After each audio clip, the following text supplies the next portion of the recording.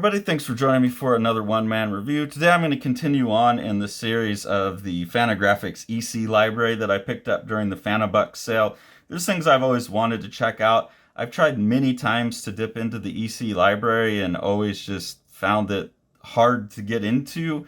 And I think this book kind of illuminated for me why. One is a lot of the things I've seen were just poorly reproduced, or scans that I'd found on the internet that weren't from good quality reproduction. These Fantagraphic ones, for the most part, seem like they have access to either really good negatives or the original art. There does seem to be some fill in, but they're really, really nice and beautiful looking, and I really like that they're in black and white. I think that does justice to a lot of the artists. So I've previously read, before this one, Fall Guy for Murder by Johnny Craig, and then this is Jack Davis's Death Stand and Other Stories illustrated by Jack Davis. I've also read The Living Mummy and Other Stories illustrated by Jack Davis, and in reading those three books, I've realized why I've always not enjoyed EC stuff and had such a hard time. I understand a lot of the artists are nice, but I just don't understand why people are so obsessed with these as great comics. And I think I get that now, is that what happened was I was probably always getting the Gaines and Feldstein written stuff, which is the absolute worst comics I can imagine, where you have the caption up here, then someone in the panel basically reiterating what's in the caption, and then the picture reiterating what's in the caption. That's always been my impression of EC, is that that's the kind of stories that they tell, and that's the modality that they work in, and I fucking hate those kind of comics. And so, and the stupid, like, trick endings and all of this garbage that was in that first Jack Davis book, The Living Mummy, that were written by Gaines and Feldstein, was like the epitome of why I don't like the old EC stuff. The Fall Guy for Murder by Johnny Craig, I actually gave that book not enough of a chance at first, because I was skipping the captions like I tend to do with the Gaines and Feldstein stuff. And then when I started reading the captions, especially on the stuff that Johnny Craig had written himself, I thought, well, this is actually a really good use of, like, combining literary writing with pictures cross-informing each other. And now that I'm looking at this book, where most of the stories are written and laid out by Harvey Kurtzman, it's like, oh, this is a way different thing. Like, this is a guy who knows comics and knows how to combine words and pictures, and they're not just, foolishly reiterating each other. So I've always just accidentally got the Gaines and Feldstein written stuff, probably because I was looking at the horror stuff, because that's what you hear about, and just not understanding that they were, I don't know how they rate for people. I feel like those names, I hear them positively, but those guys fucking suck as writers. I'm sorry, anyone that likes them. It's just bad comics with really nice art. This is good comics with really good art on it as well. So this has got me now a few things here and there. I'm going to go, I don't know that much of it's going to make it into videos, but I'm going to go on a huge Kurtzman kick and look at a lot more of his stuff, because Mad Magazine was never my thing either, so I need to give that a second look. But this is kind of like The Living Zombie. I was pretty surprised by this being Jack Davis's art. It's not the mental image I have of him from the Mad stuff, where he has the really well-developed Jack Davis style that we all know. But it was fun in The Living Mummy to see him develop out of more of like a Leonard Starrish, Milt Canifish style, to the more realistic, to the more rubbery characters. His characters get more rubbery and more Eisnery, with a lot of still the Caniff, like, big brush strokes, but a lot of Eisner in it as well. And now I'm understanding that probably part of what was happening was that as he was working with Kurtzman, and Kurtzman having those more rubbery figures, because I know Kurtzman would write by laying out. I've seen that in that Kurtzman's Strange Adventures book, that he would write by sketching out the panels and stuff. Seeing that more cartoony approach to figures seemed to have really, and working on top of that, seems to really have influenced Jack Davis in a positive way and led him towards the Jack Davis we know. Because right out the gate here, where he's working with Kurtzman, it's much more cartoony and much less realistic than those early things in the horror stories. And you see that this is a collaboration that just works really, really well. And you can see that here just in the rubberiness and those kind of Eisner with the big hands and the bodies bent over and stuff like that. That seems to be coming a lot from Kurtzman. And there's a few things in here where Davis is working by himself or he's working with another writer.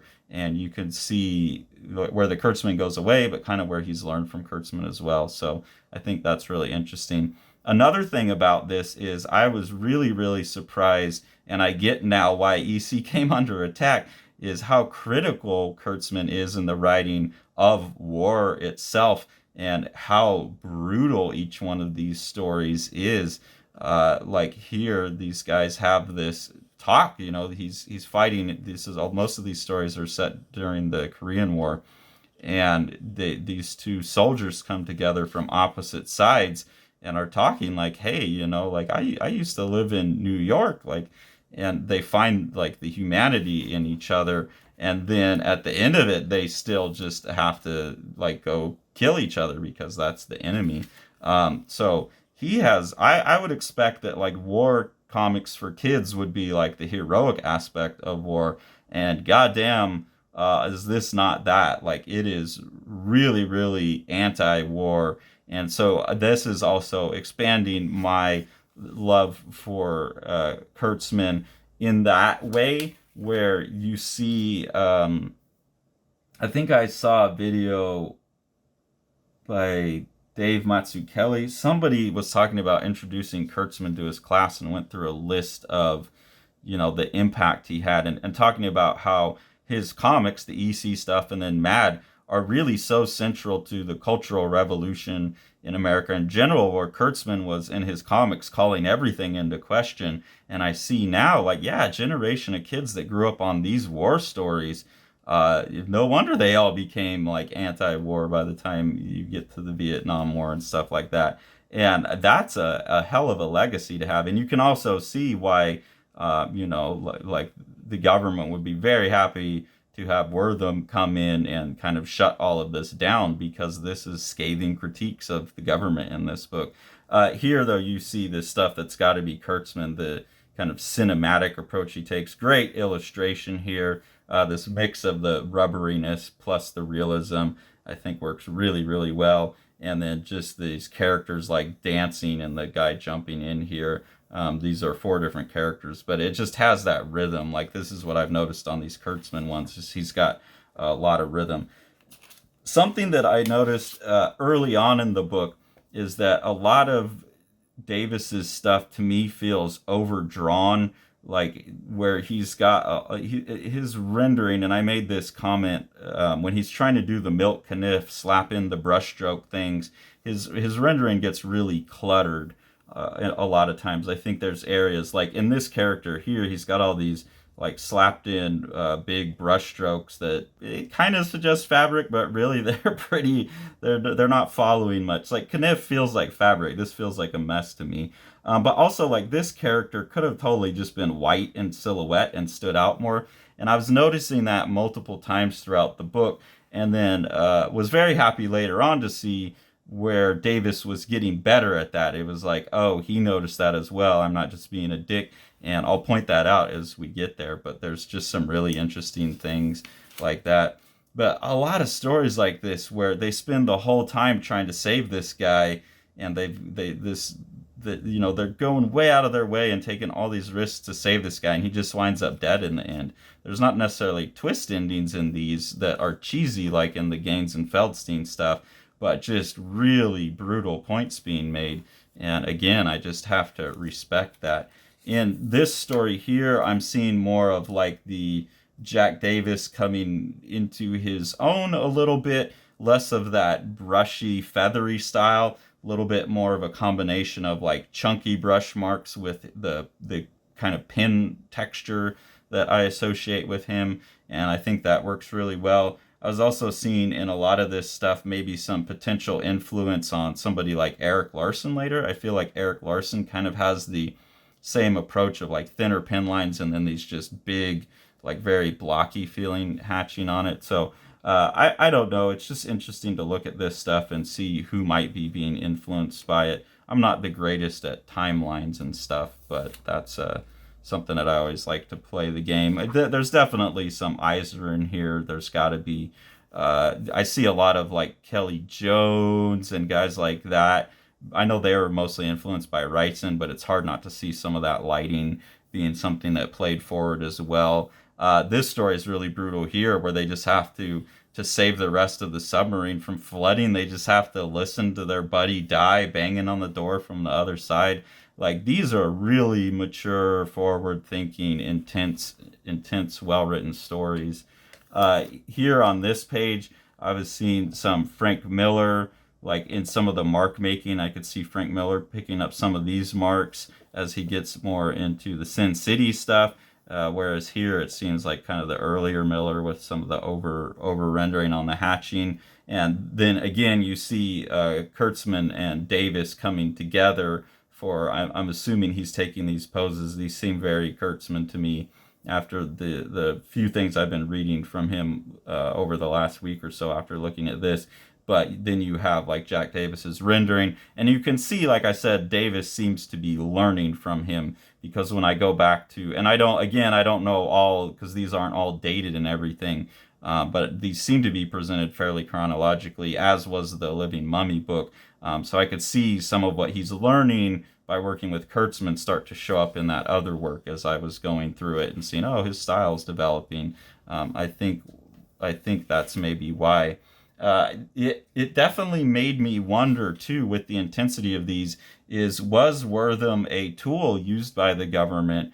I don't know if anyone's ever said anything about that or did any research, but it seems to me like someone must have really been targeting EC. And I know, just in reading a little bit here and there about Kurtzman and Davis, they didn't like doing the horror stuff. They didn't think it was responsible, and they liked doing this stuff better because they felt it had a message. So I wonder if the attack on the horror stuff wasn't really just a kind of facade for going after the war comics and shutting down the anti-war message. I've never heard anyone speculate that, but I don't know. It just seems like an obvious area to check out. I really kind of like this period in Davis's work where he's got these very peculiar, like, rectangular marks that he's making to make his hatching out of, kind of like right here. I think like John McCrea is someone who does that. Dan Panosian is a contemporary artist that does that as well. But I notice a lot of that, like these strange, almost diamond shaped, rectangular shape coming together. I really like that. And again, some of this seems like Frank Miller would have picked up on it, where the thin lines with the big flat chunks of rectangles on top of it. I like that style quite a bit. Here is one that Gaines and Feldstein wrote, and it's much worse in all regards. I think Davis's art is still pretty good, but it's not quite as great. Like, you can see here, this kind of thing where he goes back to being more realistic. I don't know if these are chronologically ordered. There seems to be a lot more like of a Joe Kubert influence on a lot of these faces and things to me. The brushwork is more chaotic, and like I said, the kind of fabric is real mushy. It doesn't attest to anything. And then you've got this awful lettering up top that's very mechanical. And I noticed that the lettering is more hand lettered on these, so it fits with the lettering in the balloons. I think this is one of the things also that turned me away from the old EC stuff, is this mechanical lettering. It's another reason I don't really like Mad Magazine, is everyone always talked in like square balloons with mechanical lettering, and that just stiffened it up and made it less enjoyable to look at and harder for me to read. So all of those things, I think, were real barriers to me enjoying EC comics. And to me, this story here really proves that Davis was an inferior version of himself working with them, and that they, just as editors and designers of comics, had bad taste as well, which is unfortunate because there's a lot of great artists.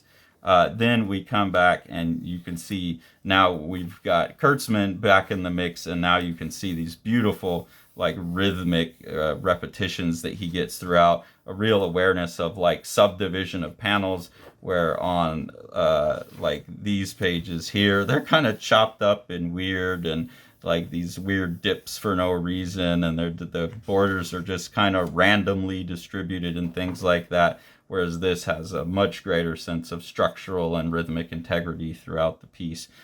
So that's really fun to see. It's fun to see Davis playing with like a duo shade board, all that kind of stuff. Here, again, this seems now to be working kind of chronologically. Now we're seeing Davis really playing with the pen a lot more, working with that duo shade board still to get the hatching look. And this is starting to feel a little bit more like my idea of what when I think of Jack Davis. Again, seeing Kurtzman's effect on him.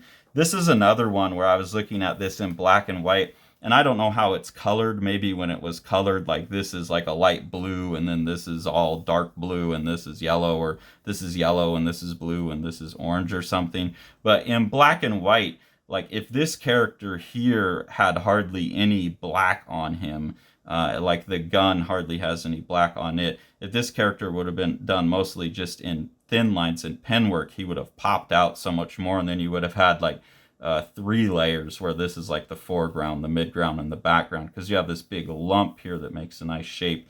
But this is the kind of stuff where I feel like he's overdrawing. Like the rendering's nice, it all looks great, but compositionally it's not as impactful as it could get. And I'll show a few examples as we go further in the book where he's getting better at it. This here is, again, totally brutal, where they're just beating the hell out of this guy for no good reason, that they're taking prisoner. Again, you get a look at Kurtzman's really nice rhythmic layouts, where even though the page reads like this and then over to here, there's also kind of this rhythmic flow across here. The panels are lined up all the way across. So there's an awareness of like the meta composition, the meta flow of the page that you don't see when Kurtzman's not there. In some of the later work that's just by Davis with other people, you see that he's learned. I think this is one of them, I might be wrong, but you see Davis picking up that more rhythmic flow like he's been learning. So that's really cool to see one artist having an impact on another artist, and then that artist going on to develop their own thing. This is one of the examples now where Davis is doing what I'm talking about with the blacks and the whites, where this character here is mostly just line work without any black on him. And then the tag is like white against black, and here it's black against white. And then you have really thick, bold lines here. So this, just in terms of how the values and everything are used, is much more three-dimensional and has much more depth than those earlier ones. I still think throughout this whole book, his fabric's always kind of like, let me just throw a lot of stuff in there and it will look cool. It doesn't seem very tied to how fabric works in reality. So it still looks a bit messy to me, but this development of a greater sense of value contrast seems to be something that he's getting as he goes along. He's getting that better. Even like having this plane whited out, this character could maybe be a little darker. Here's one that's without Kurtzman, and this is what I'm talking about that you see now. This is like kind of how Kurtzman would lay something out, where you have 1 divided by 3 divided by 4. They line up across the page, and then here you have 1 against 3 against 3. You have kind of stable camera views or slow zooms, stable camera view. Here's like a slow zoom out. The characters are more realistic. It feels a little bit more like Wally Wood, Frank Frazetta-ish up in here, but it has the rubberiness, the big hands and stuff. So all of those elements now that he's gaining, I think, from working with Kurtzman are showing up even in his work that he's doing alone. And you can see Jack Davis becoming a much better artist for that collaboration. There's a lot of interesting play with material as well. In here, you see him using like a grease crayon or a black colored pencil or something to get some effects. A lot of really interesting, purely abstract effects-based panels. Like I love this right here, and the use of the tone and just having these little lights of a caravan going. So I think that, as it goes on, there's some really sophisticated stuff. Here in this story, I think, he's finally got the black and white. Like this is what I was talking about. Here, he's done all of this beautiful rendering on these suits without any black in it. And then here he's got that really heavy kniff kind of black all over everything. The gun here, which is one of the central features of the story, is in a big dark outline against a lot of dark background. And you'll see that this just makes way more sense at a distance. Probably on camera you can especially see the difference because it's simplifying the abstraction of everything. And I was really excited because I've been tracking that throughout the book, and I was like, he got it, and it's really fun to see that, especially for somebody who you consider to be a master, and you're going back and learning, you're seeing them learn and grow as well. Here it gets a little clumsy again, where the arm is weird and it bleeds into the background, but it kind of works to help establish it. And then he has gone out and kept the rest of this very light. And then this is very dark against a light background. Again, here, like in those earlier ones, he would have gone and put black all the way throughout this figure. Now there's no black in this figure. These figures don't have black in them, or this figure doesn't have black in it until it gets to that transition point right there, and then he starts adding black, but he keeps it white. All of this is solid black against these figures. Again, I feel like in the earlier work, these figures would have all had shadows on them. Same here, dark and light. So it's like, man, in this one I can see he learned that lesson, and it's stuck, and it's being used all throughout like this character. And I think it's here as well, compare that to the earlier ones, that's a significant jump forward in his art. So that's really, really fun to see. This is, again, Davis alone. He's writing and drawing this one, but you can see, again, some of those Kurtzmanisms in terms of the stable camera and whatever. This one's not reproduced as well as it could be, but pretty close. There's this really nice effect of a white dot tone making a smoke over. I think on the, if we would have had access to the originals on this, would have been a way more impactful effect. So just a lot of play in these later ones, like scratching with the razor here, using those grease pencils. I really, really like that. Also, in this one, there is a little bit more naturalism to the work, a little bit more of that feathery brush work instead of the pen work, but this has this really awesome just like horror imagery in it. And this panel here, I think these two panels are just amazing, gross panels. And so it's interesting to see Davis still flip-flopping on his materials and stuff. He hasn't settled yet, or he's going back and forth depending on what he thinks the story needs. And I really think those are amazing panels. I do still think visually sometimes his pages are a little bit too 50-50. It's not like the 70-30 mix of white and black. So they get a little cluttered still, but some really amazing, impactful images. Also some really great fight staging, I think, like the intensity of all of this. And then here as the characters are fighting and the hand punching up and down, the kicking, grabbing the chair, just all of this feels very fluid and cinematic and really energetic compared to some of the early action adventure strip guys like Kniff or Raymond or Foster, whose figure work always felt a little bit stiff to me. This stuff feels really nice and dynamic, so that's really cool. This is, again, Kurtzman back, and you can see this. I made note that a lot of these stories that dealt with the Civil War seem to be telling it from the side of the Southern armies, which was kind of strange to me. They were never presented as like the good guys, but it seemed to be that I'm thinking of Kurtzman as like a New York Jew. It's strange that he's writing these stories that focused on the Southern government, the Southern armies. This one is interesting in that apparently it's a real story about these soldiers who shot Stonewall Jackson on accident. And if that's true, which I'm assuming it is, that's a pretty intense story that he was actually taken down by one of his own men in a crossfire. But yeah, I just found it strange that the stories were always being told from that side of things. And then I looked up and saw that Davis was from Atlanta, and he was a Southern gentleman. So maybe there's something there where that's why he was getting those stories. I don't know if Kurtzman was writing stuff about the Northern armies as well. But this is like Abe Lincoln, and so I think it's more of just someone going and reevaluating like the myths of the characters that, and these are way long ago when we would still be talking about Stonewall Jackson and General Lee and these characters that used to still be seen as heroic, or at least, great men, masterminds, great captains or whatever, leaders of their army, strategists.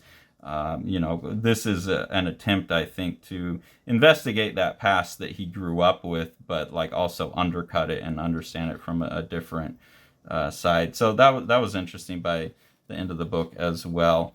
And then, like some of these stories, I know Jack Davis was a big influence on Moebius, so I start to see some of the ticks maybe that Moebius was picking up for Blueberry from these early stories. I was thinking more his later work for Mad, which I'm sure is part of it as well. But as he goes, as Moebius, as Jean Giraud is doing the Blueberry stuff, I can also see some of that influence, the rubberiness mixed with the more naturalistic rendering, but the penwork and stuff. Really beautiful penwork and drawing of drapery throughout here, which is usually the drapery is where I think Davis fails the most, especially when he starts getting the brush out still. So seeing him work with the pen is really nice. So this one, obviously, I enjoyed way more than The Living Mummy. I think a lot of that is due to Kurtzman's influence and, on the writing and the layouts, but also just on Davis as an artist, that the collaboration between them brought out the best in Davis and actually helped Davis become the master that he is as well. So really cool book.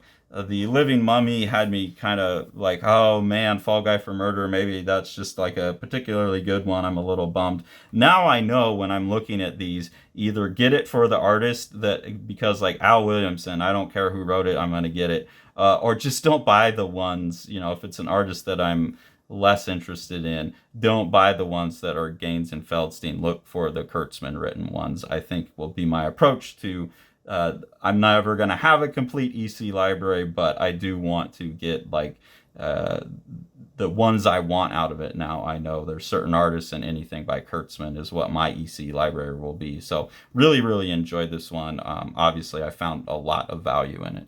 The Eisner nominated The Strange Death of Alex Raymond by Dave Sim and myself. This is a gorgeously illustrated and designed book. Dave doing most of the illustration. Amazing compositions throughout. What Dave is doing is he's recording his obsession with the death of master cartoonist Alex Raymond behind the wheel of Stan Drake's car when they got into a car crash. The best description of the book that I've heard is that it's like understanding comics with pages like this, mixed with something like From Hell, when you get into the theories about what actually happened with the car crash. And then with Sean on production, it's just one of the most gorgeously printed books you could get a hold of.